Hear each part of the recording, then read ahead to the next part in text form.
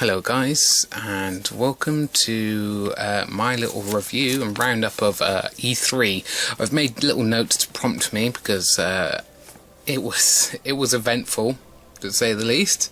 And while I do a little roundup, I'm going to be playing some strikes on Destiny.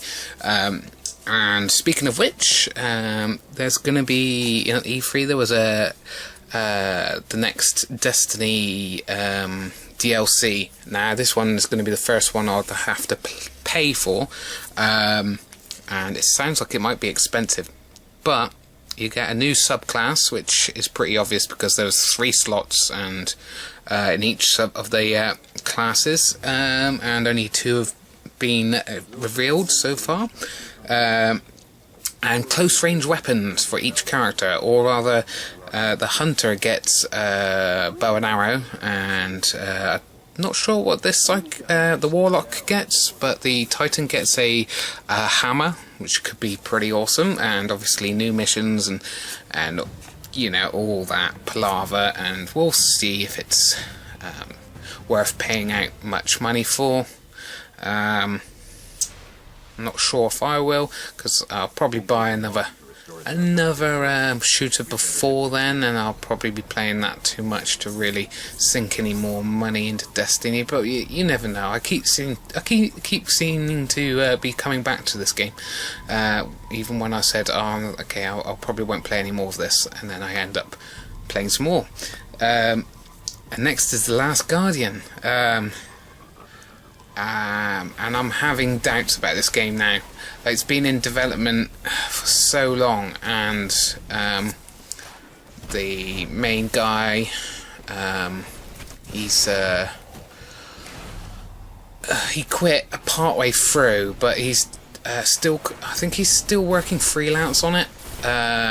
But it's been in development so long, I have really having my doubts about it. I don't think it'll be a masterpiece, quite the masterpiece as Ico and Shadow of the Colossus will be.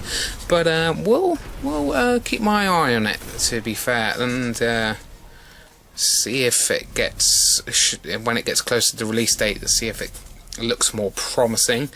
No Man's Sky was at the show, of course, and looks like there's even more stuff to do in the game.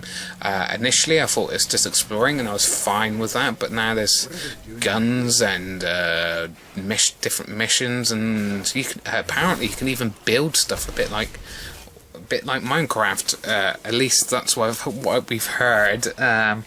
Whether how much this is true or not, we'll wait and see. But I'm very excited. It's not coming out until next year, 2016, I believe. But yeah, we'll have to keep an eye on that one, definitely, because that's definitely one of the ones I've been looking forward to for some time.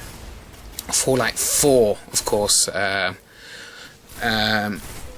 not really played any of the Fallout series, but I've played other games by the company, so I am actually probably going to buy it, but I probably won't get the limited edition version, which is over £100 or something like that. But it does have a Pip-Boy that works, so that's pretty cool. But I you know, I'm not 100% sure how much I'd like the game yet, so I won't be buying the limited edition version.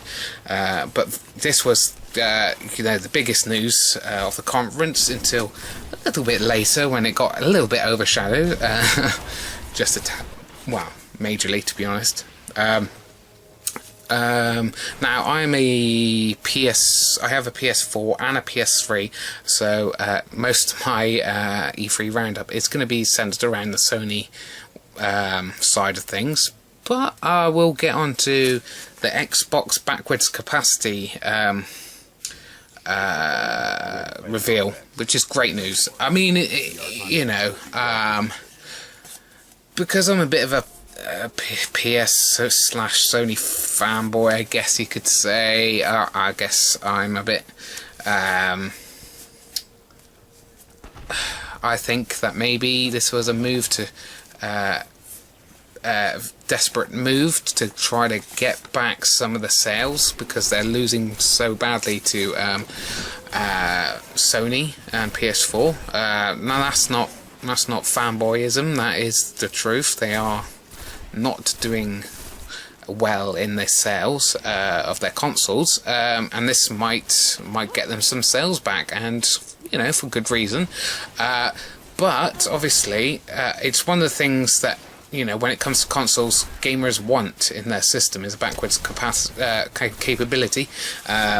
Now, this is 2 years into the lifespan of the Xbox One and the PlayStation 4, so I kind of think that obviously it's going to win some people over who haven't bought a new generation console, but for those who've already got an Xbox or a PlayStation 4, been 2 years now. If you haven't, I've got so many PS4 games that I could easily play all these games I've already got, and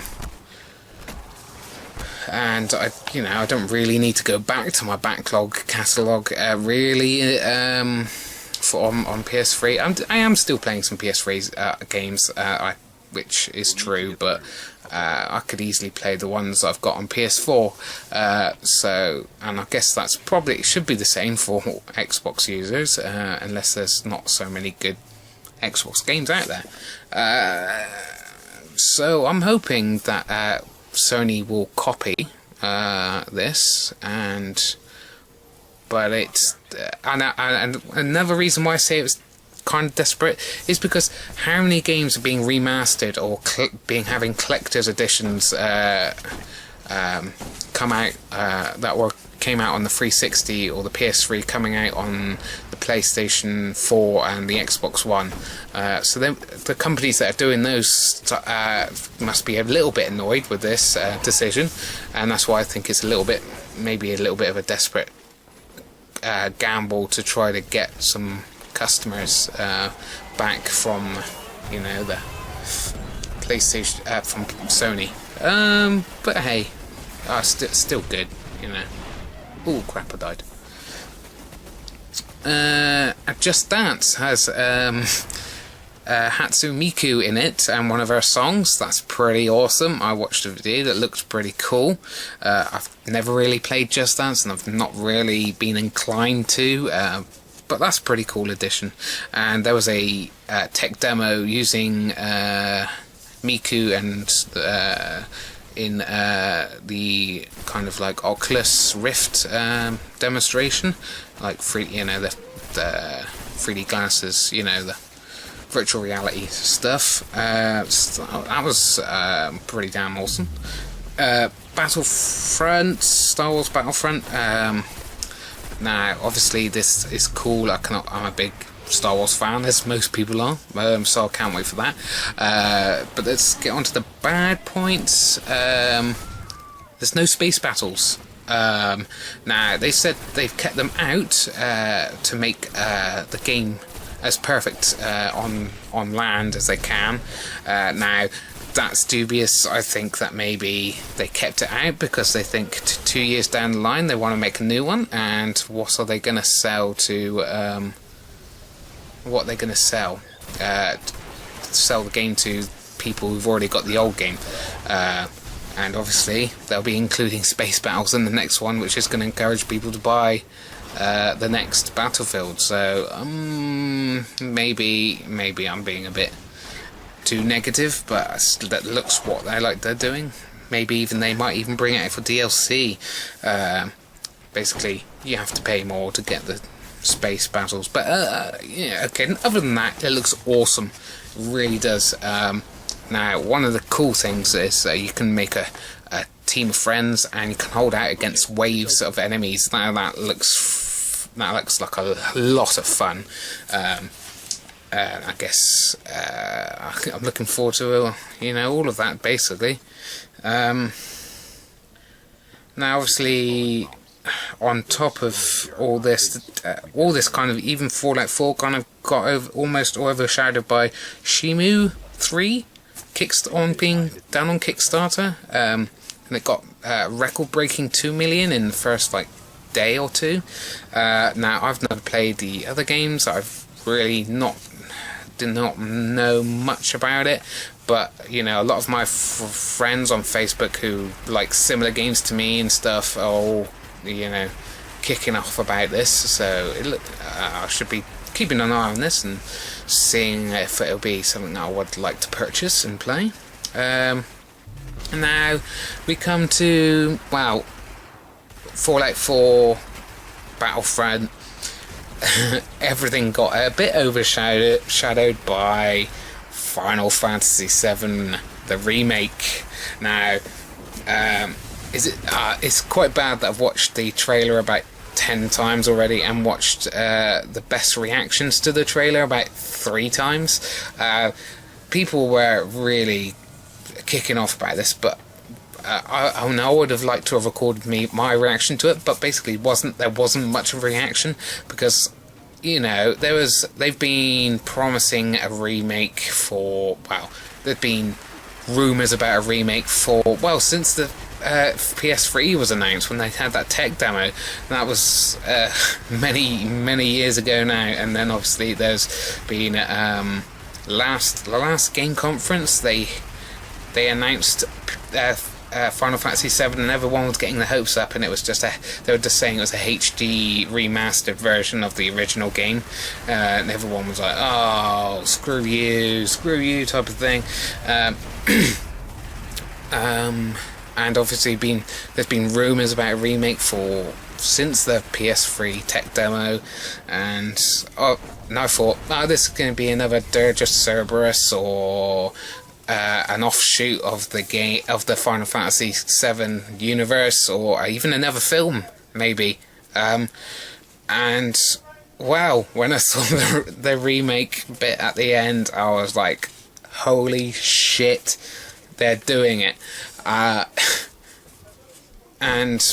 obviously the excitement is justified, obviously, but also I'm a little bit wary that obviously they're going to try to modernise the battle system and things like that, and kind of ruin it. But the hype at the moment is just overwhelming. I mean, my news feed it's just full of Final Fantasy the cosplayers, famous cosplayers showing their old Final Fantasy VII cosplays, like everyone posting the trailer up on their Facebook, on Twitter, and it went mental. It really did, and justifiably so. I mean, it's my favourite Final Fantasy game of all time. Oh, it's my no. I mean, it's not just my favourite Final Fantasy. It's my favourite game over every other game. Now, even with the PS4 out, and I still prefer the Final Fantasy VII to any of these games. Now there's been critics saying that obviously, it's just what did they say? They were saying stuff like it won't be as good as people remember it. You know, people think of it as being so good because it was their first, it's the first Japanese RPG they played. It's the first 3D RPG they played. It's the first kind of most people's first Final Fantasy they played, but it won't live up. And it's like, no, that's not true for me, because it was definitely not my first Final Fantasy. Final Fantasy X was my first, and then I played 7, and I've been playing games for a long time before that, and I played 3D games on the PS1, before that, and RPGs, and it is my favourite, and I only played it fairly recently, so that's just not true. Wow, what can you say? I mean, that just blew everything out of the water. I mean, there are people who not really keen on the Final Fantasy series, not keen on RPGs, not keen on Final Fantasy VII, but hey, screw it. I'm so excited for this game, and I think pretty much everyone else is looking at all the reactions and how because I watched like several people's reactions to this, and they were just like, well, they freaked out basically. And like I said, I didn't freak out until the remake came at the end, because I just thought, it's another side game. It's another side game like Dirge of Cerberus or something like that. You know, nothing to keep your hopes up to. But another thing, obviously, that the main thing that does kind of annoy me is the fact that they reveal the game, and it's like it would be another 2, 3, even maybe even more years before we actually get to play this, and this does annoy me. Like, they will show a game and you're like, wow, that's so awesome, I cannot wait to play that, and it's like, it's coming out in another 2 years, and then 2 years later it comes by and it's like, sorry, it's another it's been delayed for another year. And I do hate that, and obviously companies do it to make their stocks go up, and it's not for us gamers, because obviously I'd much prefer they go, oh, it's going to be released next year, and it, you know, it gets released then, you know, or 6 months time, you know, because I don't want to see an amazing game and then have to wait 3 years to play it. So that's the major annoyance of you know, game companies and stuff. And I think that's pretty much it for E3 roundup, really. Sorry, I really pretty much talked mainly about Final Fantasy VII, but what can you do? Oh, that's another thing, I suppose. Final Fantasy VII, it's not exclusive to PlayStation, which I guess it's good for everybody, but they kind of think that, you know, PlayStation needs more exclusives, and unfortunately this one isn't going to be an exclusive, but it is coming first to PlayStation, so, you know, that's good enough reason for me to have a PlayStation over an Xbox, to be honest, because I can't wait. I really can't wait. And obviously there was loads of other more announcements, but those were the main ones.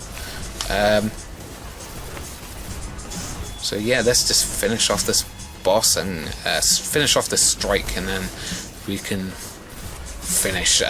Yeah, sorry I didn't do any more Let's Play videos over the weekend. I wanted to do some more Steins Gate, but we went out and saw Jurassic World, and that kind of ruined the time we had to do Steins Gate.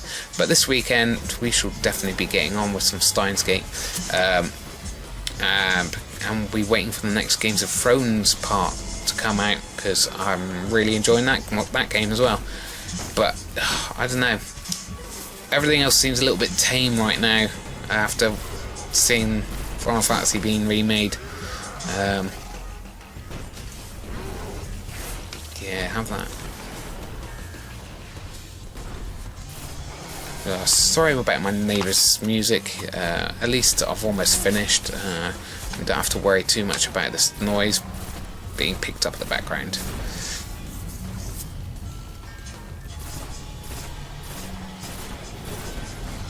Have that grenade. That was a well-placed grenade. Didn't kill people though. He's almost dead. Come on. So yeah, basically this E3, I know I said to finish about E3 talk, but this is E3 has been the most hyped I've been about E3 for many years. I mean, last time this hyped, it was for the announcement of the PS4. And actually, probably, to be honest, I'm even more hyped now than I was for the PS4, so this is probably the best E3 I've, you know,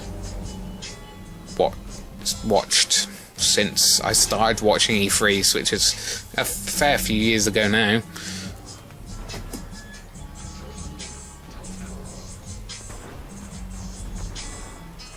I can't remember when I did my last video, but basically I've got oh, damn, can you believe that? I hit that.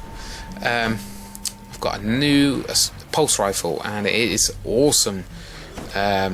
I was using, up until recently, a scout rifle. I'm not overly keen on scout rifles. He's almost dead. Oh, he's dead. Yes, down he goes.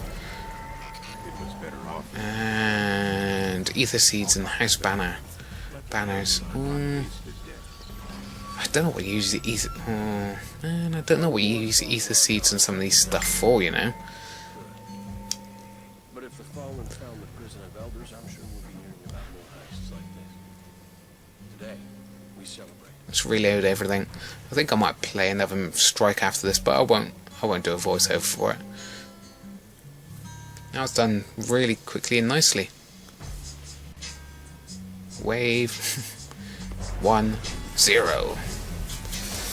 Did I again think nice? No, I didn't get upgrades. Shame. Close. 99 kills, nice. Rewards. Ooh. Ah, it's for Hunter class. Are you kidding me? Gee, thanks. Really helpful. Primary weapons, 60 kills. No revives though. 19 minutes, not bad. Well, thanks for watching, guys. That's my roundup of E3 for you. Bye-bye.